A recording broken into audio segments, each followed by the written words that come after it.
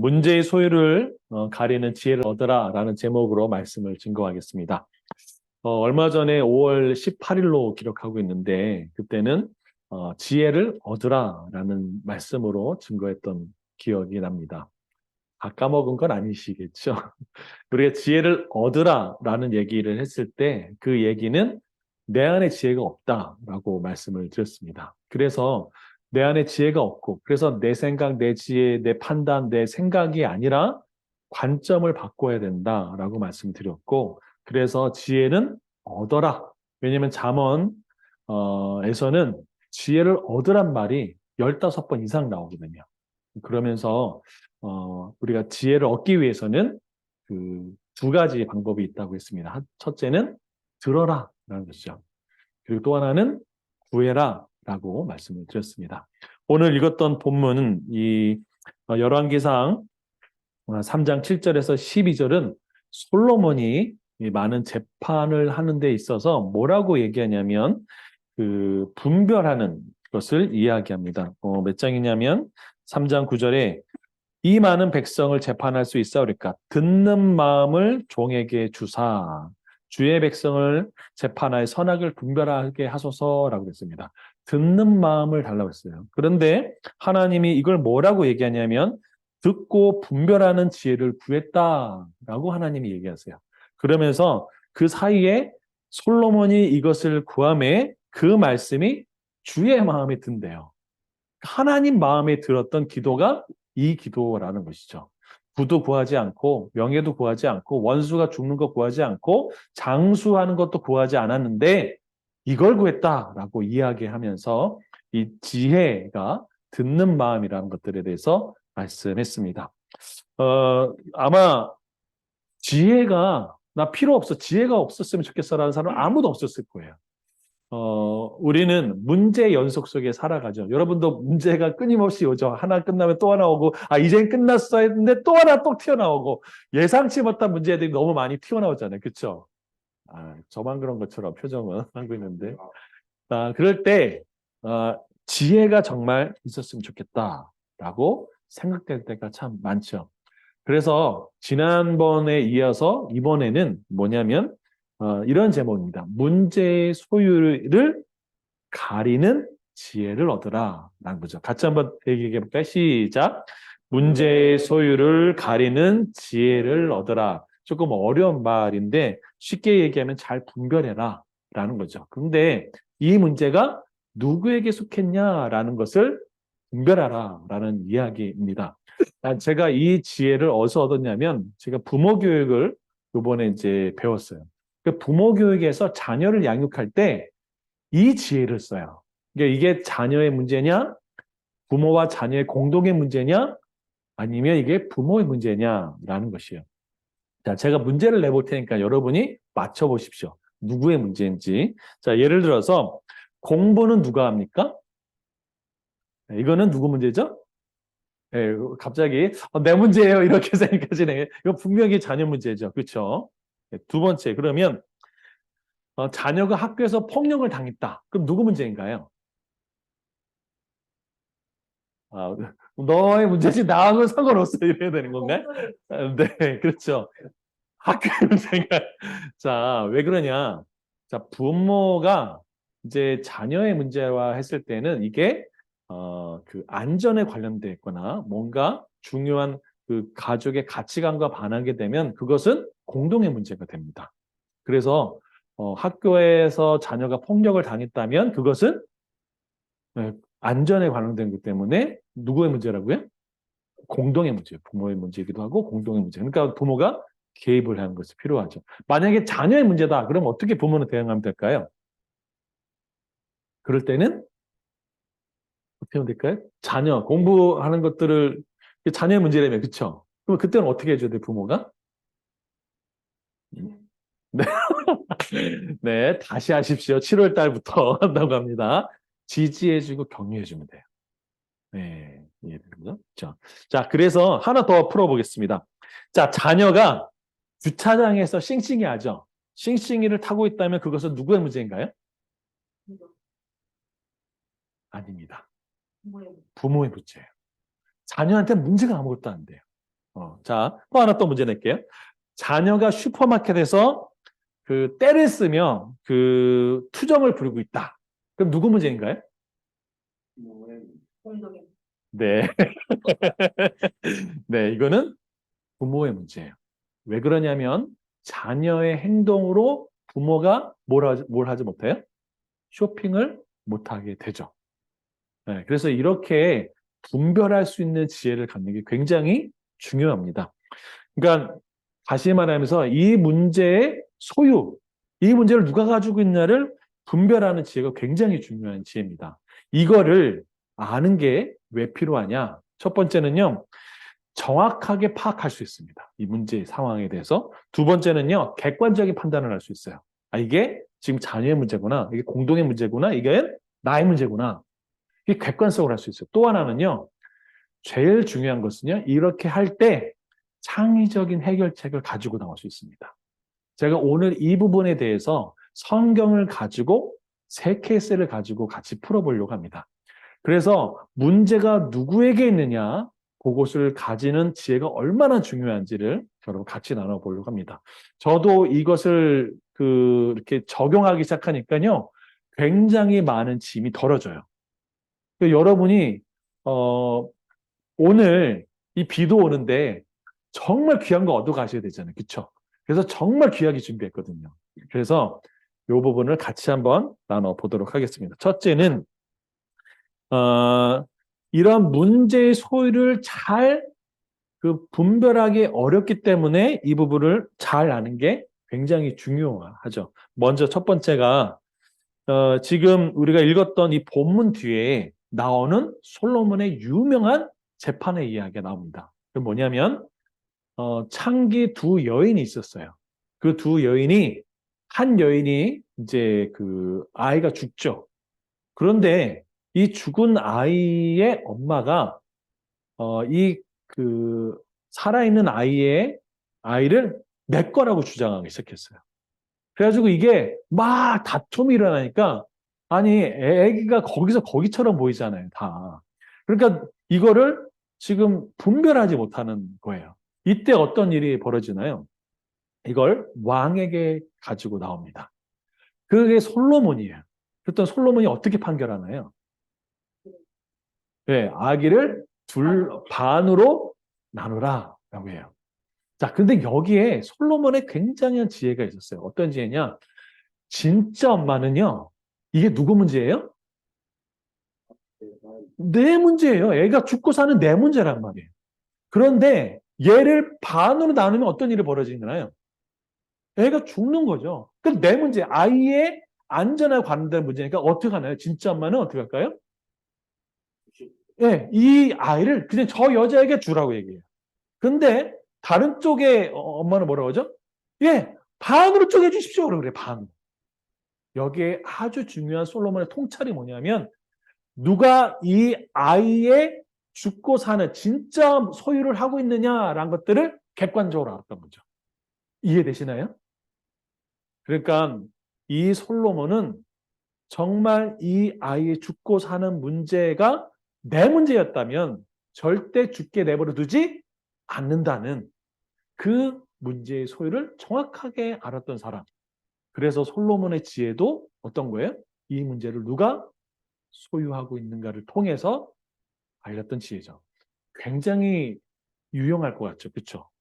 저는 오늘 이 솔로몬의 이 지혜, 듣는 지혜, 분별하는 지혜, 누가 문제를 소유하고 있는가를 응용한 이 솔로몬의 지혜를 살펴보면서 제가 두 가지 케이스를 봤습니다. 하나는 사울 왕과 하나는 아비가일이라는 두 사람의 이야기를 통해서 똑같은 문제에 어떻게 대응하느냐, 문제의 소유를 어떻게 보았느냐라는 것들을 살펴보고자 합니다.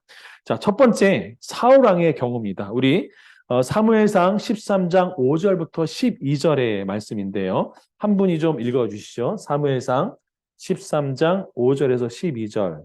우리 강석관 지사님 혹시 읽어줄 수 있나요? 네, 사무엘상 13장 5절에서 12절. 자, 한번 읽어주시죠. 5절에서 12절. 블레셋 사람들이 이스라엘과 싸우려고 모였는데 병거가 3만이요 마병이 6천명이요 백성은 해변에 모래같이 많더라.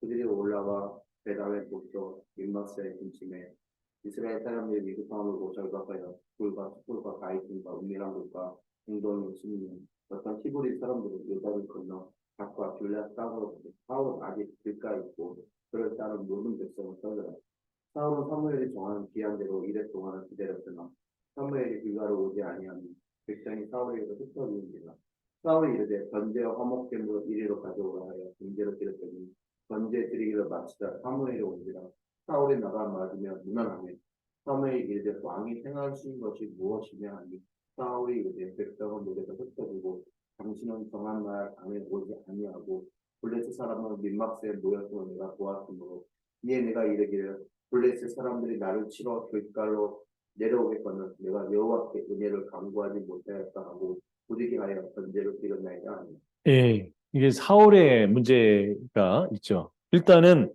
13장 5절에 보면 블레셋 사람과 이스라엘의 전투를 이제 합니다. 근데 전투에 앞서서 병거가 3만, 마병이 6천, 그 백성이 해변에 모래같이 많았어요. 한마디로 말하면 쪽수가 안 되는 거예요. 그러면 이때 사울이 가지고 있었던 그 병사가 몇 명이었을까를 보면 일단 추정할 수 있는 게 13장 2절에 보면 이스라엘 사람 3천 명을 택하여 그 중에서 2천 명은 자기와 함께 믹마스와 베델산에 있게 하고 1천 명은 요나단과 함께 베냐민 기브아에 있게 하고 그러니까 쉽게 하면 3천 명인 거예요. 물론 더 올 수도 있지만 그 정도라는 것도 아시죠. 상비군이. 그런데 이 3천 명하고 지금 몇 명이에요? 병거만 3만이고 마병이 6천이에요. 쪽수가 안 되는 거예요. 그러니까 그런데 어떤 일이 이제 여기서 문제는 뭐냐면 쉽게 얘기하면 이 일로 인해서 이 백성들이 불에 숨고 도망가고 벌벌벌 떨고 있는 거예요. 야, 이거 큰일 났다. 근데 여기 문제가 하나 더 생깁니다. 그게 뭐냐면 사무엘이 안 오는 거예요. 그러니까 어떻게 백성들이 막 흩어져요. 몇 명까지 흩어졌을까요? 자, 잘 안 보이시죠? 예, 13장 15절을 보면 나옵니다. 사무엘이 일어나 길갈에서 떠나 베냐민 기브아에 올라가니라 사울이 자기와 함께한 백성의 수를 세어보니 몇 명이래요? 600명이에요. 그러니까 3,000명 중에 600명만 남은 거예요, 지금. 그 얼마나 흩어졌는지를 알 수 있겠죠. 자, 여러분이 사울이라면 어떻게 하시겠습니까? 두렵죠? 이거는 완전히 문제잖아요. 여러분 같으시면 어떻게 하시겠어요? 그런데 다 흩어지고 있어요. 그렇죠? 자, 여기서도 문제의 소유를 가릴 필요가 있어요. 자, 사무엘이 오지 않는 건 누구 문제인가요? 사울의 문제인가요? 사무엘의 문제인가요? 사무엘이 오지 않는 건 백성들이 엄청 힘들어하고 아, 네, 지혜가 필요해. 사무엘의 문제죠. 사무엘이 안 오면 사무엘이 문제잖아요. 그렇죠? 사울의 문제예요? 기다리잖아요. 아니, 그거 상관없잖아요. 사무엘이 오지 않은 거지. 자녀가 공부를 안 하는 건 누구 문제예요? 처녀 문제예요. 그렇죠? 그러니까 지금 사무엘로 오지 않는 건 사무엘의 문제예요. 그렇죠? 자, 백성이 흩어지는 건 누구 문제예요? 막 헷갈리죠, 지금. 예, 그래서 우리가 지혜가 필요한 거예요. 그렇죠? 자, 그러면 전쟁에서 승리하는 건 누구 문제예요? 전쟁에 승리하는 거. 전쟁에서 이기고 쓰는 건 누구 문제인가? 자, 고대는요. 고대의 전쟁은 신들의 전쟁이었어요. 그러니까 이기고 지는 거는 누구 문제예요? 하나님의 문제예요. 다윗이 골리앗을 쓰러뜨렸을 때 뭐라고 얘기하죠? 칼과 탄창으로 나오지만 전쟁의 승부는 누구에게 달려있다? 하나님께 달려있다고 얘기했어요. 자, 이 진리를 알았던 사람이 누굴까요? 성경은요, 참 사울의 이 관점에 대해서 빼도 박도 못할 사람의 입을 통해서 이야기를 해줘요. 그게 누굴까요? 아니요. 그의 아들 요나단의 입을 통해서 얘기해줘요. 자, 요나단이 뭐라고 얘기하냐면 이렇게 얘기합니다.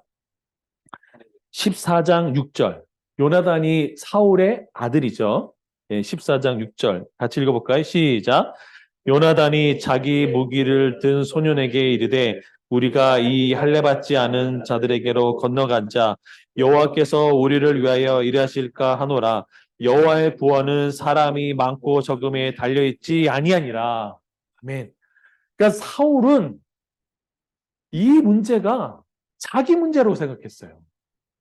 그래서 어떻게 했죠?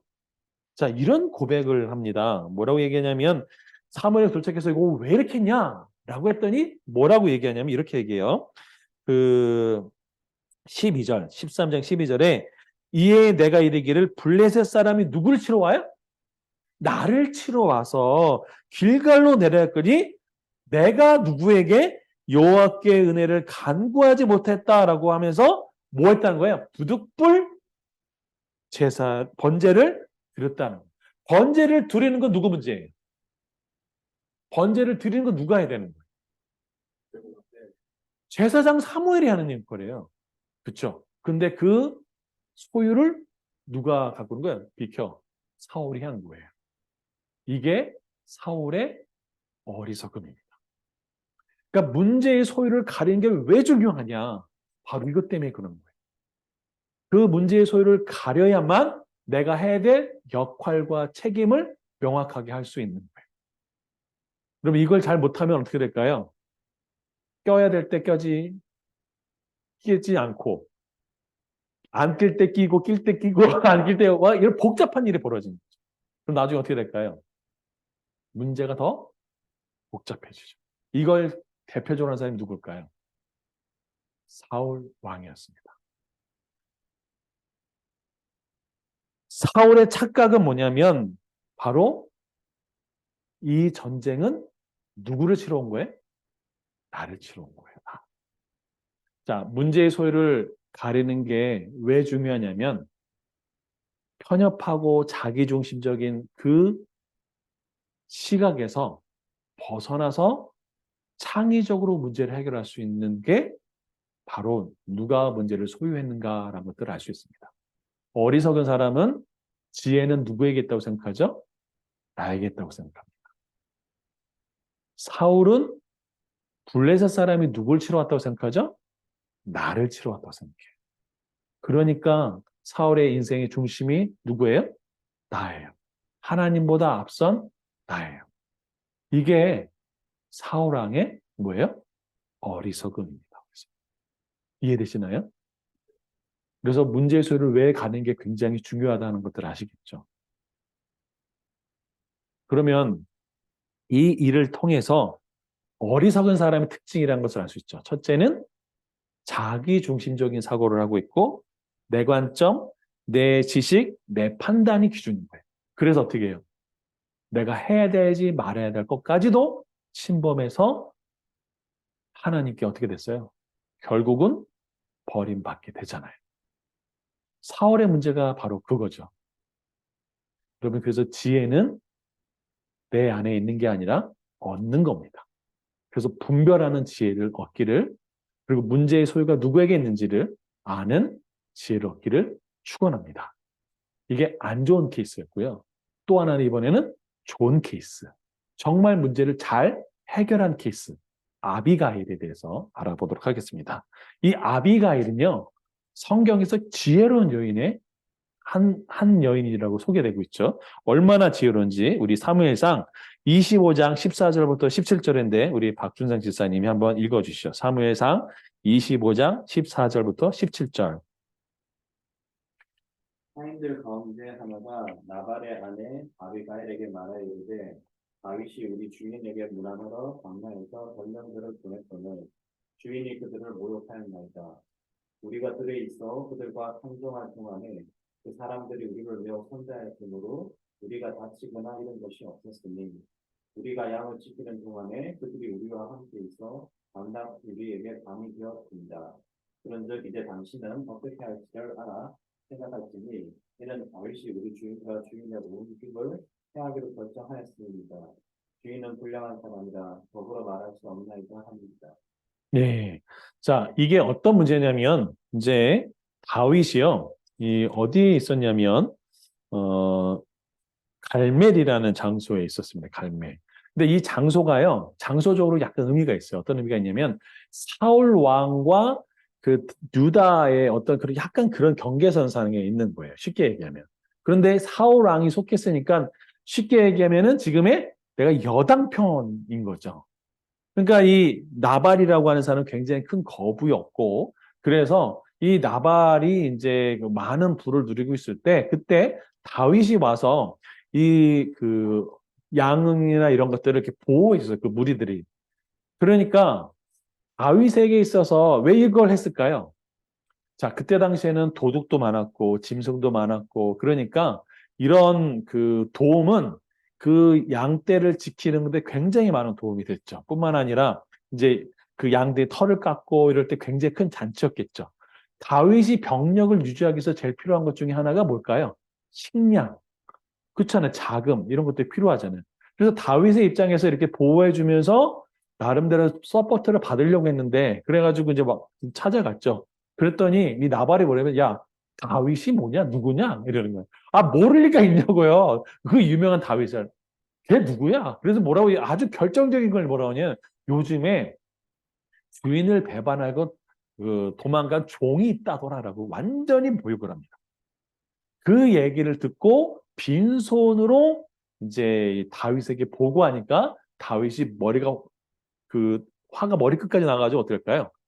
군사를 일으키고 나발로 죽었어 하고서 쳐들어오기 시작합니다.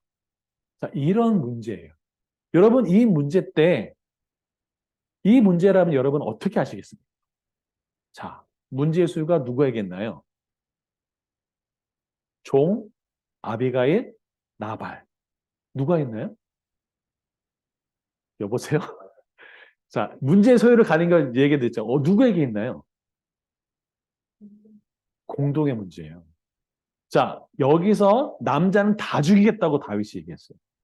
근데 이걸 보고한 사람은 누구죠? 종이 보고해요. 이 종도 굉장히 지혜로운 종이었어요.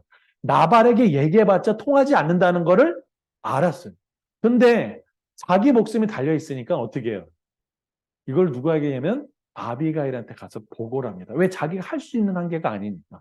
근데 아비가일이 이것을 보고 반응을 해요. 근데 이게 굉장히 중요해요. 아비가일은 어떻게 문제를 해결했을까요? 처음 마치 성경을 읽는 듯한 표정인데 아비가일이 이 문제를 어떻게 해결했을까요? 그게 굉장히 중요한 원리들이 여기서 나옵니다. 자, 볼까요? 자, 어, 18절, 사무엘상 25장 18절, 아비가일이 급히 떡 200덩이와 포도주 두 가죽 부대와 잘라봐서 요리한 그 양 5마리와 볶은 고기 5새알을 가져가자고 어떻게 하죠? 어, 무화과 송이 200개를 가져다가 나귀에게 싣고라고 얘기하죠. 그러면 19절에 소년에게 이르되 나를 앞서 가라. 나는 너희 뒤에 가리라 하고 그 남편 나발에게는 뭘 했다고 해? 말하지 않았어요. 자, 왜 이 아비가일은 이걸 만들었을까요? 지금 엄청나게 많은 식량을 만들었죠. 왜 만들었을까요? 아, 예. 이거 먹고 좀 조용히 해라. 물러서라. 이런 건가요? 여기에 아비가일의 지혜가 있어요. 자, 이 문제의 소유가 나발, 그다음에 자기 자신, 그리고 종. 쉽게 얘기하면 공동체의 문제라는 걸 알았어요. 그런데 이 문제를 파악하고 아비가일의 가장 큰 장점은 나의 중심이 아니라 다윗의 중심으로 사고할 수 있었다는 것이 굉장히 중요한 거예요. 왜 다윗이 이, 나발을 도와줬을까요? 다른 거 없어요. 뭐 때문에? 이들이 광야에서 생활하기 때문에 제일 필요한 게 뭐예요? 식량이에요. 그러니까 이걸 가장 먼저 만든 거예요. 이걸 가지고 간 거예요. 충분히 넉넉하게. 그러니까 아비가일은 첫 번째 뭐였냐면 자기 중심적인 사고를 하지 않았다라는 거예요. 이해되시죠? 자, 그러고서 아비가일이 갑니다. 그래서 다윗의 필요를 먼저 채우고 다윗의 관점을 가지고 갑니다. 그런 다음에 이제 아비가일이 이제 딱 만납니다. 23절을 보시죠. 아비가일이 다윗을 보고 급히 나귀에서 내려 다윗 앞에 그 얼굴을 땅에 대니라 라고 얘기합니다. 여러분, 부잣집, 굉장한 부잣집의 마나님이에요. 근데 그 마나님이 땅에 이거를 댄다는 것은 어떤 건가요? 상당히 겸손하게, 그리고 상대방의 화를 굉장히 누구리트는 아주 귀한 행동이죠. 그러면서 뭐라고 얘기하냐면 이렇게 얘기합니다. 24절에 그가 다윗의 발 앞에 엎드려 이르되 내 주여 원하건대 이 죄악을 나 곧 내게 돌리시고 여종에게서 주의 말을 하게 하시고 이 종의 말을 들으소서라고 얘기합니다. 여기서 발견할 수 있는 중요한 지혜자의 태도가 있어요. 이 죄악이 누구의 죄악이래요? 자기의 죄악이라는 거예요. 여러분, 어리석은 사람은요, 이 문제는 네 문제야. 너 때문에 이렇게 됐어. 남 탓합니다. 근데 아비가일은 누구 문제라는 거예요? 내 문제라는 거예요.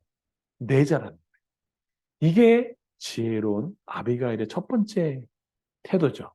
두 번째 보십시오. 뭐라고 되어 있냐면, 자, 25절에 원없나니 내주는 이 불량한 사람 누구려? 나발을 개의치 마옵소서. 그의 이름이 그에게 적당하니 그의 이름이 나발이라. 그는 미련한 자라. 라고 얘기합니다. 아내가 우리 남편 미련해요. 라고 얘기를 해요. 그리고 그 이름이 그에게 적당합니다. 라고 얘기해요. 아니, 왜 이렇게 얘기했을까요? 왜 이렇게 얘기했을까요? 다윗의 화를 누구르트입니다. 철저히 다윗 중심이었죠. 그렇죠? 또 하나 기가 막힌 거 있어요. 자, 그러면서 뭐라고 얘기하시면 이렇게 얘기합니다. 26절에 내 주여 여호와께 살아계심을 두고 맹세하노니 내 주도 살아계시거니와 내 주의 손으로 피를 흘려 친히 보복하는 일을 누가 막으셨대요? 여호와께서 막으셨느니 내 주의 원수들과 내 주를 헤아려 하는 자들은 누가 같이 되기를 원한다? 나발같이 되기를 원한다 라고 얘기합니다. 그러면서 뭐라고 얘기하느냐 이렇게 얘기합니다. 우리 28절, 29절 한번 읽어주십시오. 자, 시작. 주의 영생의 허물을 용서하여 주옵소서. 여호와께서 반드시 내 주를 위하여 굳건한 집을 세우시리니 이는 내 주께서 여호와의 싸움을 싸우시며 내 주의 일생에 내 주에게 악한 일을 찾을 수 없나이다. 사람이 일어나서 내 주를 쫓아 내 주의 생명을 찾을지라도 내 주의 생명은 내 주의 하나님 여호와와 함께 생명 사계 중에 살았을 것이요 내 주의 원수의 생명은 불매로부터 이들 여호와께서 그것을 남기시리라. 자, 지금 뭐랬냐면 지금 만약에 나발을 보복하게 되면은 뭘 한다는 거예요? 악한 일이 생긴다는 거예요. 그러면서 더 기가 막힌 얘기를 해요. 이게 아비가일의 지혜인데요. 30절과 31절 한번 읽어보겠습니다. 같이 읽겠습니다. 여호와께서 내 주에게 대하여 하신 말씀대로 모든 선을 내 주에게 행하여서 내 주를 이스라엘 지도자로 세우실 때에 내 주께서 무죄한 피를 흘리셨다든지 내 주께서 친히 보복하셨다든지 함으로 말미암아 슬퍼하실 것도 없고 내 주의 마음에 걸리는 것도 없으시리니 다만 여호와께서 내 주를 후대하실 때 원하건대 내 주의 여종을 생각하옵소서 하니라. 여러분 이게 무슨 지인지 아시겠어요? 다윗이요. 당신이 언젠가는 이스라엘 전체의 왕이 될 겁니다. 그때가 됐을 때 만약에 이 나발을 죽이려면 무죄한 피를 흘리게 되고 내가 왜 그때 그냥 남겨둘 걸 그때 그냥 좀 참을 걸 했던 거 없을 거라는 거예요. 그래서 하나님 나를 어떻게 했다고요? 지금 보내셨다는 거예요. 자, 아까 사울은 블레셋 사람이 왔을 때 어떻게 했죠? 나를 치러 왔다고 그랬어요. 아비가일은 어떻게 했나요? 아비가일 어떻게 했어요?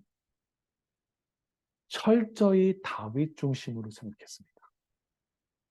다윗이 지금 왜 필요한가? 왜 도와줬는가? 그가 뭐가 절실한가? 식량이 가장 절실했고, 그리고 나발에 대해서 그렇게 갖고 있던 모욕당하고, 그 다음에 아주 그냥 쉽게 얘기하면 자존심을 팍팍 상한 일이 벌어졌는데, 그의 아내가 나발이 미라는 자입니다 라고 이야기하고, 원수들이 나발처럼 되기를 원합니다 완전히 이렇게 했잖아요.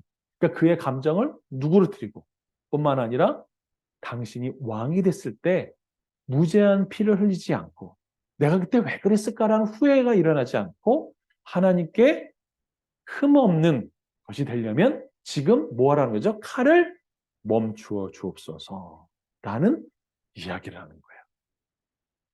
여러분, 여기에 아비가일의 지혜가 보이십니까? 네, 이게 바로 아비가일의 지혜입니다.